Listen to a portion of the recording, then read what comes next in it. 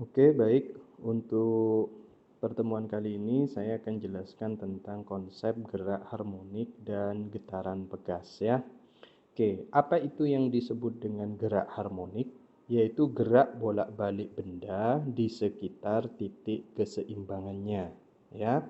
Tentunya benda yang melakukan gerak harmonik di sini dia akan mengalami yang namanya gesekan ya. Minimal gesekannya di situ dengan udara. Nah, tetapi kalau kita mengabaikan gesekan dengan udara, maka gerakan benda tersebut kita kasih nama gerak harmonik sederhana, ya, GHS, yaitu gerak bolak-balik di sekitar titik keseimbangan dengan jarak lintasan terjauh yang ditempuh selalu sama. Jadi simpangan terjauhnya selalu sama. Itu kalau gerak harmonis sederhana. Tetapi gerak harmonik itu simpangan terjauhnya bisa saja berubah, makin lama semakin kecil ya simpangannya. Kenapa? Karena dihambat oleh gesekan udara ya. Nah, pembahasan kita untuk materi ini fokus ke GHS-nya ya, gerak harmonik sederhana. Jenis gerak harmonik sederhana dibedakan menjadi dua, yaitu GHS linier dan GHS anguler. Untuk linier, contohnya di sini pegas dan bandul. Nah, ini coba lihat gambar yang di bawah, ini gambar pegas ya. Ini pegas awalnya, begitu dikasih beban, lalu saya simpangkan ke bawah, maka dia akan bergerak bolak-balik melewati titik setimbangnya. Begitu juga bandul. Bandul misalkan posisi seimbangnya ada di B. Begitu saya simpangkan ke A, maka dia akan bergerak bolak-balik menuju A, B, C, B, A, dan seterusnya. Ya, ingat konsep getaran. Getaran itu adalah gerak bolak-balik melewati titik setimbang. Yang disebut dengan getaran adalah gerakan kalau dari A, B, C, B, A. Itu satu getaran. Kalau setengah getaran berarti A, B, C saja. Kalau seperempat AB atau BC, gitu ya. Nah, contoh gerak harmonis sederhana untuk jenis gerak anguler di sini, contohnya adalah neraca buntir. Nah, lihat di sini, kalau neracanya saya simpangkan ke arah kanan, nyampe di sebelah sini, begitu dilepas dia akan bergerak bolak-balik ke kiri, ke kanan, ke kiri, ke kanan, gitu ya. Nah, itu contohnya.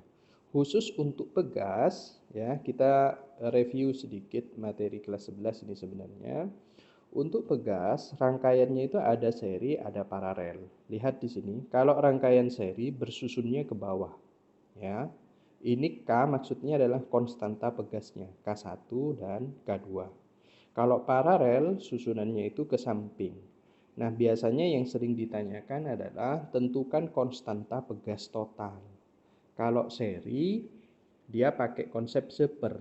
Kalau paralel, langsung dijumlahkan. Contoh, misalnya konstanta pegas K1-nya di sini 200 Newton per meter. K2 kita buat sama aja ya, 200 Newton per meter. Berapa konstanta pegas gabungannya atau total setelah di seri, maka kamu gunakan konsep ini seper. Jadi 1/200 ditambah 1/200. Maka dapat 2/200. Itu seper K seri. Berarti K seri dibalik dong. 200 dibagi 2 berapa? 100 Newton per meter. Gitu ya. Kalau paralel lebih mudah. Tinggal jumlahkan saja 200 tambah 200 berapa? 400 Newton per meter.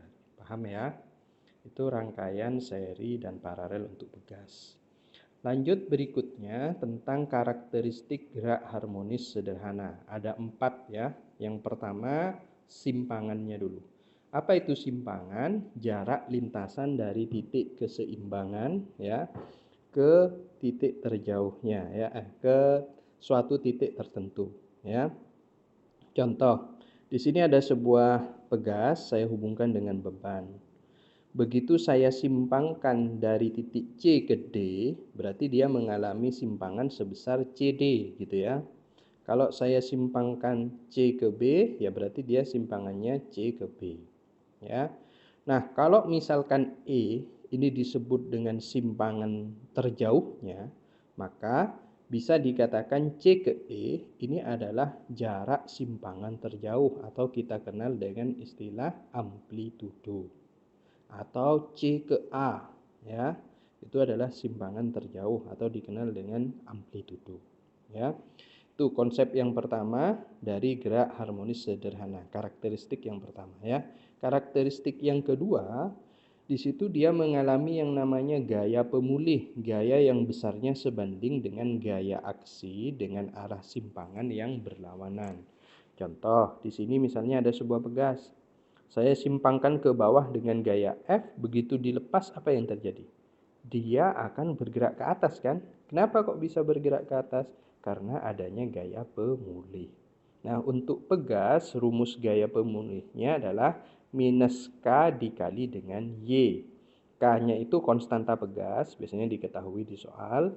Y itu adalah simpangannya. Jadi, pegas tadi disimpangkan ke bawah sejauh berapa senti, gitu ya. Yang kedua, bandul, ya. Jadi kalau bandul di sini saya simpangkan dengan sudut theta di sini, begitu dilepas otomatis kan bergeraknya ke kiri nih. Ya. Apa berarti gaya pemulihnya? Ya otomatis di sini adalah W sin theta. W sin theta itu diperoleh dari penguraian gaya berat ini diuraikan terhadap sumbu X jadi W sin theta, ke arah sumbu Y-nya di sini adalah W cos theta.